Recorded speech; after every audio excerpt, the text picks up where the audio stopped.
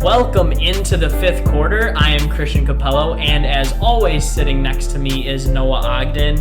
And Noah, it's been a very crazy playoffs so far. Like a lot of unexpected, a lot of things that we didn't see coming. And Nudi's best bet guarantee is already lost. Yeah, I mean, he picked a team that lost 4-1. I mean, we both made some pretty bad picks, I think. Yeah. I know I did, but Yeah. I mean, 4-1 in the first round is not good. Yeah. And I think at the end of the day, I really liked New York regular season, but once you think about it and think of the talent that Atlanta had, it was you need star power in the playoffs. End of story, really. Yeah. And that's all you can really say. And New York's best player didn't show up, really. Yeah, I don't think Knicks had enough talent on their team. I mean, they worked hard all season long. They had really good chemistry. They definitely overachieved this season, but when it came down to the playoffs, the Hawks had a better roster for sure. And I think we just looked into how good the Knicks were in the regular season too much and didn't really pay much attention to the Hawks like we should have. Right. And it's kind of like another thing like with they've said with Milwaukee in the past, like they go hard every night in the regular season, and that's why their numbers in the regular season are so high compared to what happens in the playoffs. But yeah, and we'll dive into every NBA series that's gone on so far. Philly advancing, Atlanta, like we just said, has advanced. But no, I said it a little bit before Denver was facing Portland, is I'd rather play Dame than Luka, and I think I might I don't want to see this man ever again. Yeah, he's a different breed. He's definitely a different breed. I saw someone on one of the Instagram posts commented, they were like, "Is this what watching Michael Jordan back in the day was like? Like he could have 50 any night. I don't know." Yeah, I mean maybe, but like, bro, I mean even in the it seemed like we had the game won in regulation.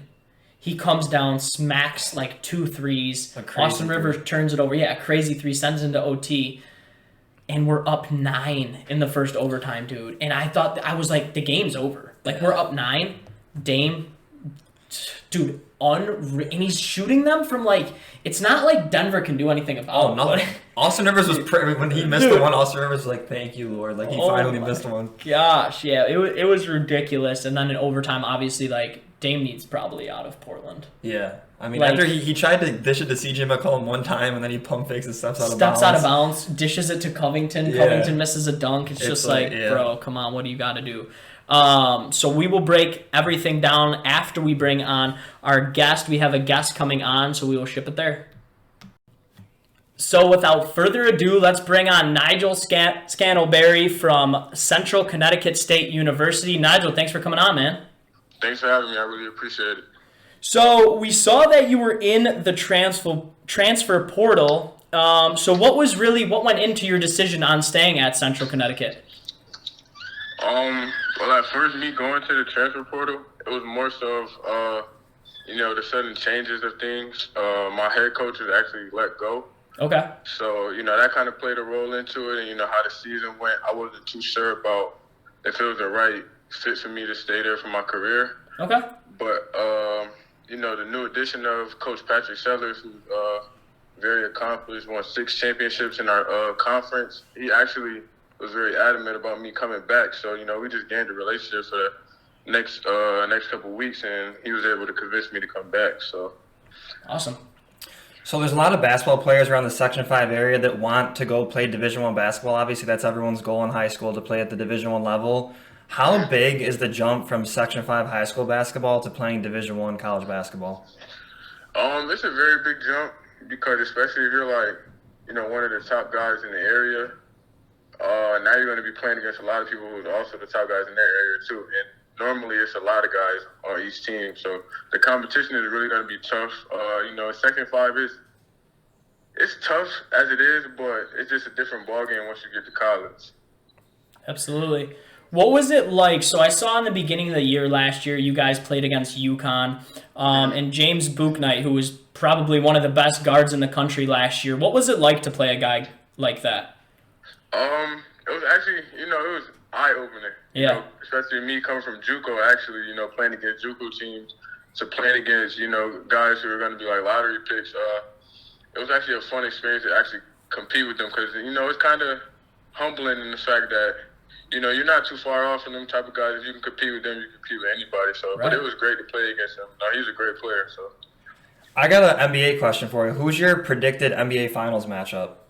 I'm gonna say, well, it was gonna be the Nets and the Lakers, but it's not looking too Yeah, good. without AD. I'm gonna have to, I'm gonna have to go with the Nets and whoever comes out the West. But Okay.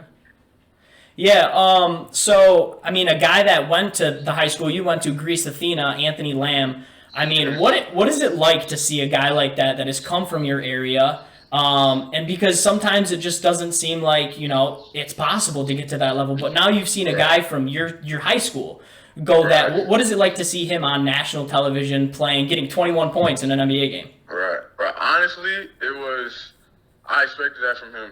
He's a hard worker, and he actually taught me, to work hard when I was a sophomore. We had to talk about that. So seeing him in the league is refreshing because he comes from my city, my high school. So I mean, he paved the way for us. So now we all just got to do the work to get there because that's all he did was work. Absolutely. Is there any NBA player that you model your game after? I'm a huge Kyrie fan. I'm gonna say that, but I like heady point guards like Chris Paul, Drew Holiday, guys like that. Awesome. Did you see? So last year, me and Noah actually did a podcast for Keys to the City Rock. Did you see that going on? And what is it like to see something like that go on in your area? And I know like Isaiah Stewart was even supposed to play in something like that, but didn't end up doing it. But a lot of good players like Dane Miller, who played at Rutgers. What is it like to see an event like that go on in your area? I actually played in that. It was Oh, you did play in it? Yeah, I played in it. It was cool. Nigel, what team were you on? I forgot what the team names were. Like who was on your team? It was me, Joe Drumgoole, okay. AJ Gray. Yeah, it was us. Yeah, those guys. But it was a good experience.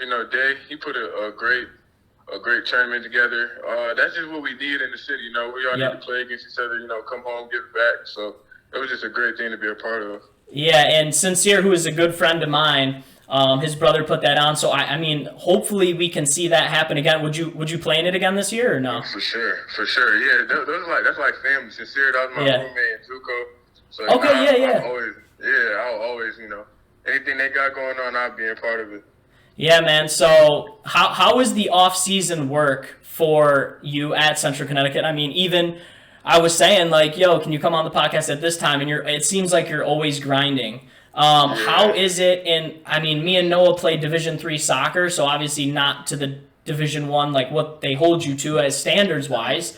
So what is it like being an athlete and being a student when, you got to work all day, every day in both aspects? It's definitely, I feel like as much as it is physical, it's definitely mental.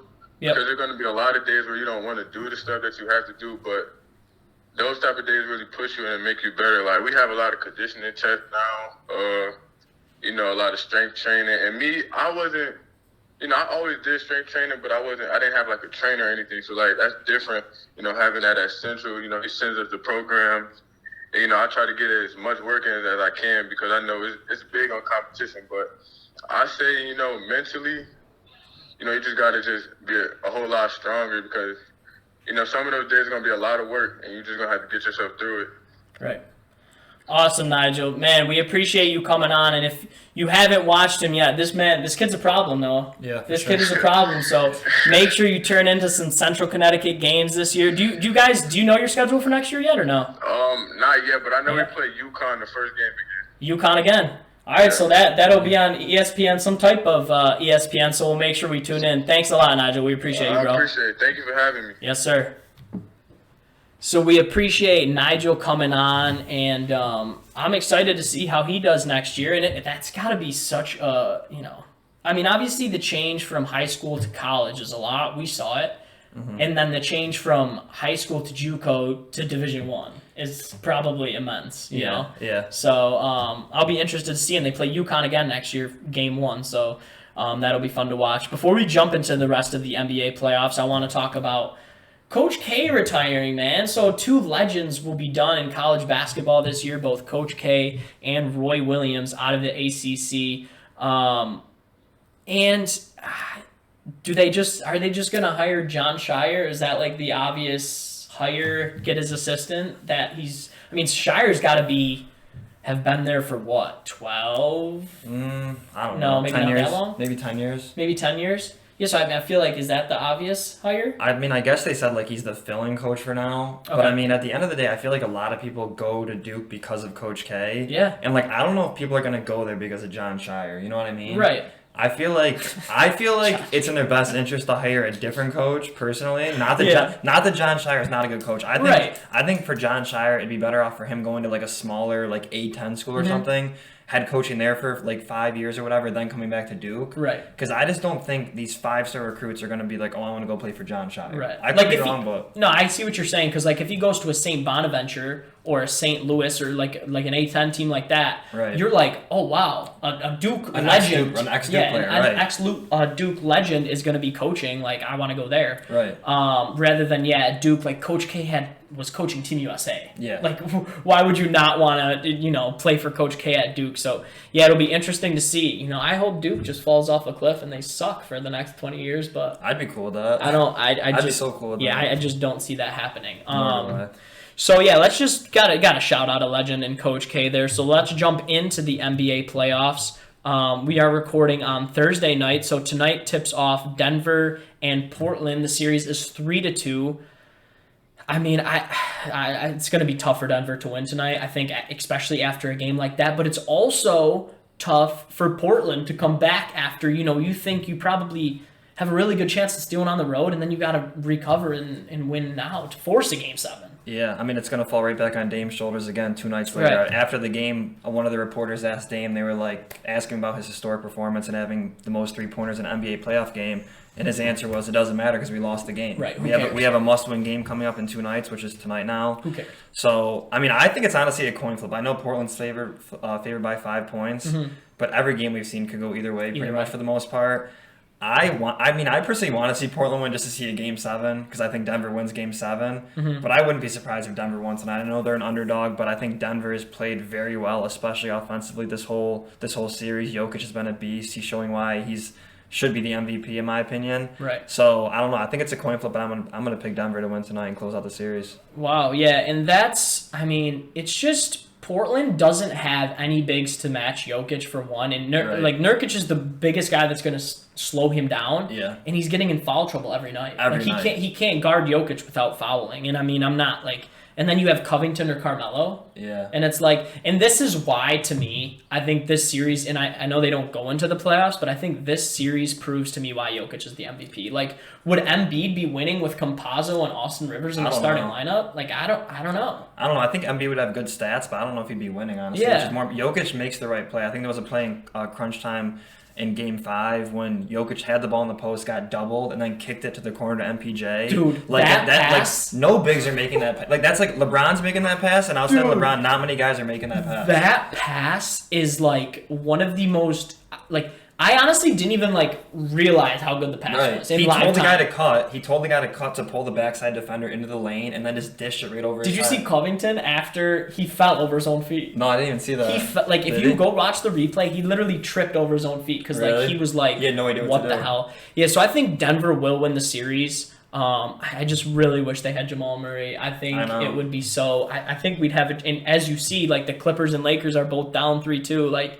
Could be a Nuggets Jazz, what we've always dreamed of, Western Conference Finals. Yeah, that'd be wild. The second game of the doubleheader tonight is Suns Lakers, and are they done? The Lakers, they need, like Charles Barkley said, they need street clothes Davis to play. I'm fed up with today's NBA in general. These dudes are always sitting out crucial games. Back in the day, I'm a big player to rip on the NBA back in the day, but dudes were not sitting out for sore muscle soreness and all that. Yeah. How can you sit there as a competitor and call yourself a top 5 player and sit there and watch your team lose by 30 in a crucial Game 5? Well, I think we're both in the minority of people that aren't super high on Anthony Davis. Right. But he's so inconsistent. How can you be considered a top? Even Kawhi, I get it. He's down 3-2, but he's averaging 30 points per game in the series, and he's playing every game. Anthony Davis every night. It's is he going to play tonight? Right. Oh, he's day to day. Oh, is he going to play tonight? It's a game time decision. Right. Oh, is he going to play tonight? He's questionable. How are you questionable every game? Yeah. That makes no sense to me. And I feel like, I don't know, I thought I had heard something about them asking LeBron, like, if we sit AD, are you cool with it? And he was like, yeah, I'll just shoulder the load. Yeah. But, like, it seemed a lot of the times like LeBron didn't even... I remember watching the game, and I was watching a lot of the Denver-Portland games, so I wasn't really locked into the Lakers-Suns game, but it was like, what is he gonna do? It was the first time where he was like, I have no idea what I'm gonna do with the basketball, because he's usually 2 plays ahead of the game. Yeah, I watched that whole game for the most part, or at least the first 3 quarters. Right. And LeBron was definitely being much more aggressive in the first quarter than I've seen him in a while. Like, he was trying to get his shot. He made his first 2 shots, and then after that, like, he was settling for deep threes. Because I think he knew he had to shoot. Like, he was trying to kick it to, like, Caruso and, like, Drummond. Like, those dudes are not... Like, they're not getting the job done in a playoff game. So I think he was definitely being more aggressive than usual, but the fact that his shots weren't falling early kind of just set him up for the rest of the game. And, like, they just got in a hole way too big to get out of. Right. So we'll see what happens there. I gotta imagine Lakers are going to take it tonight and at least force a Game 7. But then it's like, if they win tonight, I feel like they will win Game 7. Just because LeBron's... But just because of LeBron. Literally, that's the only reason. I know. Just because of LeBron. Like, I would be fading the Lakers all day long tonight. Yeah. But I think I'm taking Lakers minus the 2 points. I am too. I'm taking a money line. I don't play with the 2 points because I might take a money line too. Clippers, Mavs. Dallas is up 3-2. You and Nudie were both saying you thought Dallas could maybe win 2 games. Yeah. They proved me wrong. Luka, I think I have to say Luka is in my... Because I know I just said I'd rather play Luka than Dame now. Yeah. I'm switching my answers, but there's no good guy to play. Dude. Like, I think Luka's got to move... We did a top 5 players list on who you would take going into the playoffs last year, and I might have to move Luka into my 5. Yeah, I've always been, like, not sleep on Luka, but, like, you know my opinion. Yeah. Just not as high on him. But I think, like, now I'm almost there. He's torching 2 elite wing defenders. I love how, like, Marcus Morris, like they all, like, take their turns trying to chuck him. And they're playing good. Like, they're not playing bad defense, but, like, Luka, like, the step back threes, he was 5 from 5 for 3 in the first quarter last night. Dude, and... Ridiculous threes. And the thing is, when he gets to the bucket, like... He's, like, moving in slow motion. Right. Like, it's like when Boban was in, he was, like, moving in slow motion and then either shooting a floater over the defender or dishing it to Boban, who would just, like, drop it in the hoop. I like that switch up in the starting lineup that the Mavs made, having Boban start, because it kind of clogged up the paint, which they struggled defending in Game 5. Right. So... and I have a future. I bet Clippers to win the series when they were down 2-0. It was plus 200. And I thought I was looking good after they had tied it 2-2. I'm like, I'm good. I thought they might have even honestly blown them out last night. Again, after the 106-81, I wasn't sure if Luka was right. I didn't know. And I mean... He was right. I don't know. It seemed like it was Clippers. Did you watch the game? Or no? I watched a majority of it. It seemed like it was Clippers all game, right? Did you ever think Dallas was going to win? The game last night? Or? Yeah, like the first quarter I was like, oh, Dallas is coming out hot. But after the Clippers settled in, I'm like, all right, Clippers are controlling the game. They're controlling the tempo. They ended the half when I think it was Kawhi. I don't know. I think Kawhi and PG were both sitting to end the third quarter. Yeah. They won a 16-0 run. Because PG was in foul trouble and Kawhi was just getting his usual rest time. Yeah, I mean, I figured after the first quarter, because like the Mavs weren't, like Luka wasn't missing in the first quarter. The Mavs were not missing in general. I figured the Clippers would kind of come back, and I figured they would win the game, honestly. I lied about the Mavs, like, plus 7.5, like, a minute into the game. Because, like, the Mavs were just hitting shots, and they were up by 3, and I was like, it's still the same line that it started at, so I might as well take it. Yeah, right? But I was, like, not too comfortable with it, honestly, at any point. Yeah, I think the Clippers had gotten out to, like, a 6-point lead, 6 or 7-point lead, and I was like, wow, Clippers might actually cover the spread, and then they can't even finish the game. So, honestly, like, this is such like a bad look for Paul George and Kawhi Leonard. Like Kawhi always has in his back pocket. He has 2 Finals MVPs with 2 different teams. Like, you're never gonna be able to take that away. Went to Toronto, right? So you can't really he can't go down that far on the radar. But like Paul George, Paul George is hooping.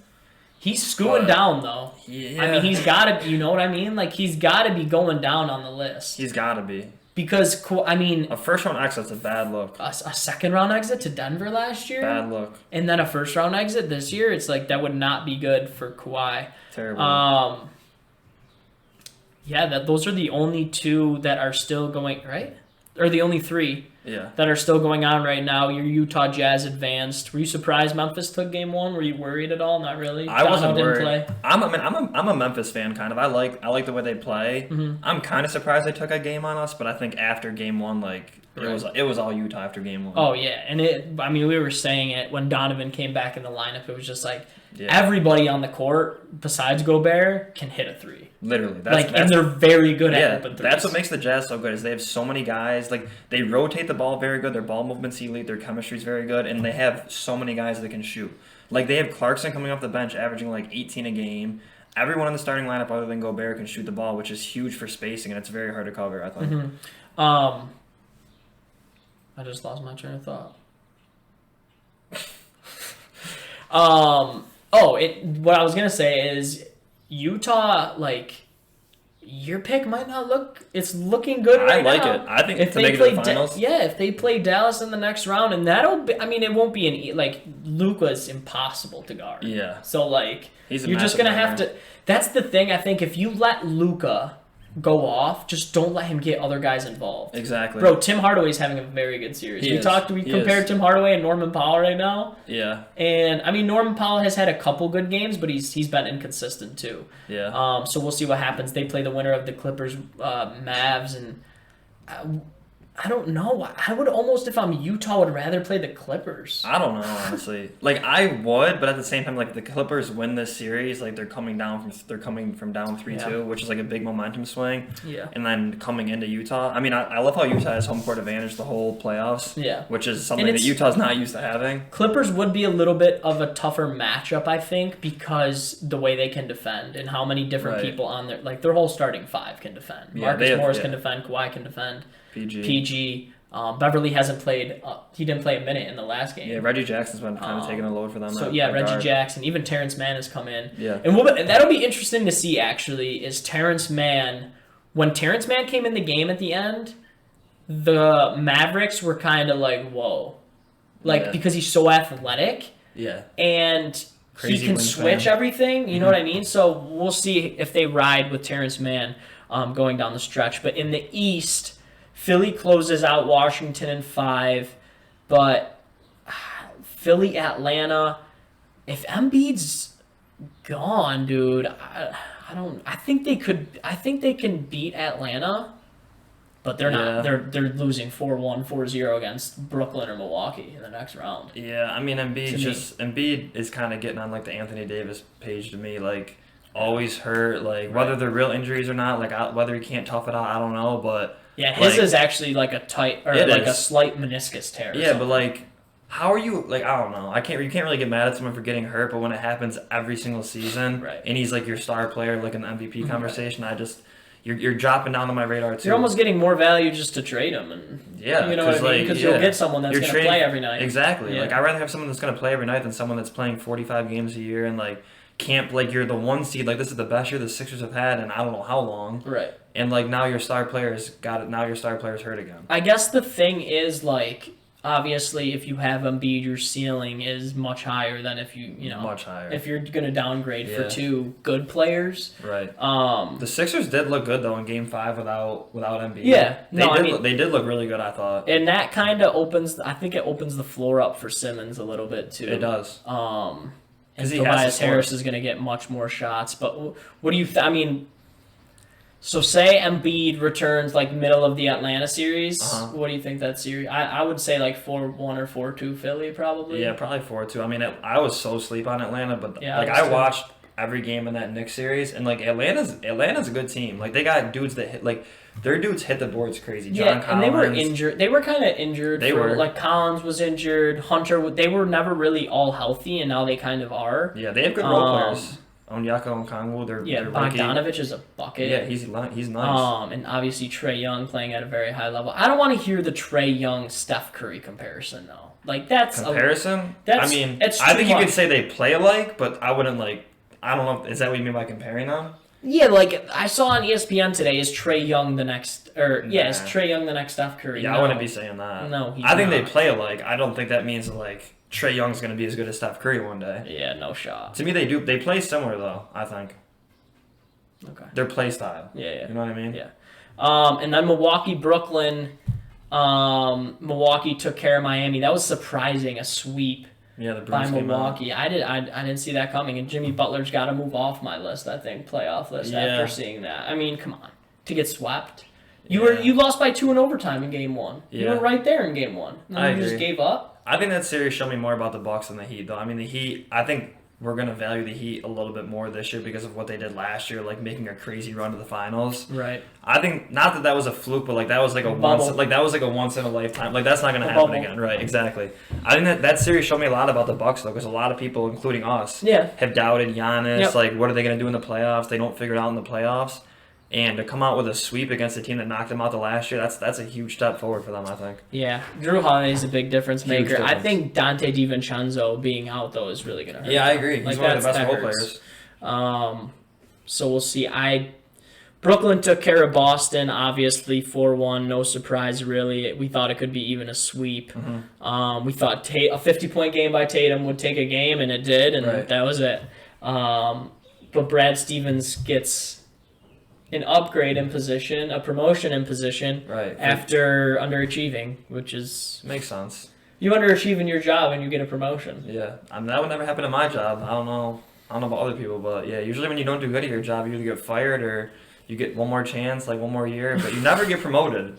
But I don't know. That's why I don't like the Celtics. What do you think for the Brooklyn-Milwaukee series? I hope it's like one of those series that goes to 7 games, but I think that like Brooklyn's star you're gonna three, have to score 140. You're gonna have Brooklyn's like Harden, Kyrie, and like Durant. I think they knew they didn't have to go crazy in the first round. Yeah. I think like now they know like we gotta all hoop each game. Yeah. Because the Bucks, like, if you don't show up against the Celtics like one game, like you can probably still win. Yeah. If you don't show up against the Bucks, like you're gonna take an L, and they can't afford to have any nights off. Like Kyrie took that. Not that he took a night off, but he had a pretty bad game in the series against the Celtics. Mm-hmm. You can't have that against the Bucks. They're too good. They're way too fast paced. They're going to score 130 on you, especially the way the Nets play defense. Their defense is not good. So, non-existent. Right. Yeah. And some tough matchups kind of for Brooklyn. Like Drew Holiday, an elite defender, will be on Kyrie, you would think, and then Giannis on KD. So I mean, James Harden's kind of the X factor, which we kind of said since he got there, and he's adjusted his game so well. Who do you got winning that series? If you had what's your exact? Yeah, I got Brooklyn in 6 probably. Brooklyn in 6. Yeah, Brooklyn in 6. I think Milwaukee might steal. I think they can win a couple. Yeah, they can win a couple. They're a very good team. It's just like they're playing against KD, Kyrie, and Harden. This is like a legacy series for Giannis. I feel like he's playing against 3 dudes. Like three superstars. Like Giannis can really create a legacy for himself in this series, I think, if he shows out. Yeah, and it almost feels like a series that is kind of wide open, or a playoffs that is kind of wide open. Like Brooklyn obviously is the favorite, and I think everything's pointing to them winning. But like in the West, we haven't had something like this because we're both fans of teams in the West. Right. We haven't had something like this it was Golden State, and then it went right to the Lakers. Yeah. This is the first year I feel like one of our teams can actually make it out of the West. Right. Like they have an actual chance. Right. But yeah, then it seems like it just could all go to crap if Brooklyn's there because you got there, but it's like that was kind of my feeling when Denver made the conference finals. Yeah. We're here. Great, I'm super happy, but that's the thing I don't like as much about today's NBA though. You shouldn't have to feel like that as a fan. Like, oh, if we play against the Nets, it's over. It's over. Like in the NFL, you don't really feel like that if you play against any specific team. Like the Bucks, you're like, oh, we have a chance to beat the Bucks. We have a chance to beat the Chiefs. Yeah. When you're playing against the Nets, you're like we gotta go crazy to beat the Nets. Like it's gonna be very difficult to beat them. Right. Yeah. I mean, I don't know. Do you see? So this was one thing I was just, thinking of the other day after obviously Dame goes for 55 and 12 or 10, whatever he had, and loses. Where would, Miami, I was thinking, where would he fit good and make them an actual contender? Like Miami, I was just talking to my cousin today, put him on Dallas. And Dallas is crazy. Great. That's the best backcourt in I'd have to see Dame coexist with another star because CJ McCollum's not a star player. He's just a very good role player. He's bigger than a role player. He's bigger than a role player, but like he's he's not like a star. Like he's not like a Luka Doncic. Like I don't know if Dame could really coexist with another Really? all-star player. I don't know if he could. I think that's part of the reason he stays in Portland, and which I respect him for, is because he doesn't. He wants to get out of the mud. And he wants to stay on his team and figure it out that way. That's why I love Dame so much, because all these other dudes are just jumping around teams to go get an easy ring. Right. I like how he stays there. I don't know. Like if he went to the Knicks, like they're not a contender. I don't think still. No. I think they'd be much better. I don't think they're a contender, but like Dallas maybe. I don't know. At least New York is a team where you can get people to go there, though. Yeah. You know what I mean? Like Portland. Like, what about Philly? Who really? Yeah, that would be crazy. That'd be crazy. I think Philly would trade be Simmons. Yeah. For Dame. Yeah. Yeah, Portland just is not gonna get it. Like McCollum is. I love McCollum. He's a good player, but like he can go for 40 or he can go for 8 points. I don't think he can be your second best player if you're gonna win a chip. He can be your third guy, I think, for sure. But I don't think he can be your second guy. I could see him being your third guy. Averaging 20, 22 a game or whatever. Yeah. I can see that, but yeah, not your second best player. Right. So yeah, no, I love the NBA playoffs, man. It's great. Games on, especially the first round, because there's just games on every single day. And there's finally some fans back, and it's starting to actually feel like fans are back. The Garden. The Garden was electric. Oh my gosh, dude. What was your take on like the antics with Trae Young? Because I didn't like you know me, like I've never been a Trae Young guy. I didn't like him in college, didn't like him in the NBA, but before halftime of Game 5, Trae Young went to the bucket and like missed a layup or whatever, and then Julius Randle got the ball to the rim and dropped it on Trae Young when he was sitting on the ground. From that moment, I was rooting for Trae Young the rest of the game. Oh, really? Yeah, if you're gonna poke the bear, that's what's gonna happen. Like Trae, I respect Trae Young, and I like that he did the bow. Was that? It was the last game when the Hawks won. That's why he did the bow at the end of the game, and he was like shh and like waving to the crowd. I love that. I think that's good for basketball, especially at the Garden, like an environment like that. Yeah. I think it's good. I don't know. My dad's a Knicks fan, and you got to root for the Knicks, being in New York, especially. So no, I wasn't. I think he's a bitch, but I mean he's a bucket. He's a bucket. Like, he played very well. If I was playing, I'm from New York, if I was on the Jazz and we were playing in the playoffs again, or it'd be the finals against the Knicks, and a fan spit on me, in one game, and then Reggie Bullock is in my face. Yeah, that's too far. I'm doing the same thing Trae Young did. I'm bowing and waving to the face. Trae did start talking shit. He does. He definitely talks. But Reggie Bullock should not. Reggie Bullock should not be talking to nobody, because he got absolutely fried the second half. Like step back, like crossover, like getting killed the whole second half. Yeah, Reggie Bullock really shouldn't be talking. Should never talk. But yeah, no, I'm excited to see what happens moving forward. The Nuggets tonight, hopefully they can pull it off. I really hope they can just close it out tonight. Close it out tonight, because I have a wedding on Saturday, and I don't want to be like worried about the Denver game. Like, I don't need that. But does Dame have over or under 40 tonight? Over. I think he has over. What's his player? What's his player? I don't even want to look, because like it's probably like 36.5. There's no amount that I'm betting under on with my hard-earned money. I'm not gonna lose it for Dame having. I wouldn't even be like, what the heck? If it was like 40, 42 or something, I wouldn't even blink an eye. I'd be like, okay, maybe the over looks good. If anything, it's like 42 and it's like plus 110. Yeah, 42 and a half plus 110. Something on it. Yeah, nah, bro, good show. NBA playoffs, that's all we're going to talk about right now, just because it's the best thing that's on TV right now. We don't really get into the score! Yeah. Even though the Bruins are kind of hooping right now. I think. Are they? See, that's how you know we don't like it. That's how you know we're not hockey guys. You said the Bruins are hooping. Yeah, like my dad likes the Bruins, my uncle likes the Bruins, my brother likes the Bruins, and they're always watching, and I still don't know what the series is at right now. I didn't even know it was the playoffs, I'm gonna be honest. Yeah, it's the playoffs. I think it's like the semifinals. If you toss the hockey game on, I'd be like, I'll watch this. Like, I'll throw some money on it, but I'm not searching up the box scores on my phone. Yeah. So also at the end of the week, we will be releasing the winners for the Kobe Bryant jersey and the Amazon gift card. So make sure you stay tuned on our Instagram live. We will spin the wheel or find something like that where we can pick a random winner. Everybody can see it, so we're not cheating. Not a lot of people entered, but you know what? Yeah. We sold about 18 or 19 things total, which isn't horrible, but only 6 people entered. So. Yeah, or 7, maybe that's 7. That's good for the 7 people that entered. Yeah, you got what's the percentage on that? You got an accountant? I just don't feel like thinking about numbers right now. All right, guys. Well, thanks for listening in. Make sure you subscribe to us on YouTube if you're listening to this through SoundCloud, Spotify, or Apple Podcasts. And we will see you next time. Yeah.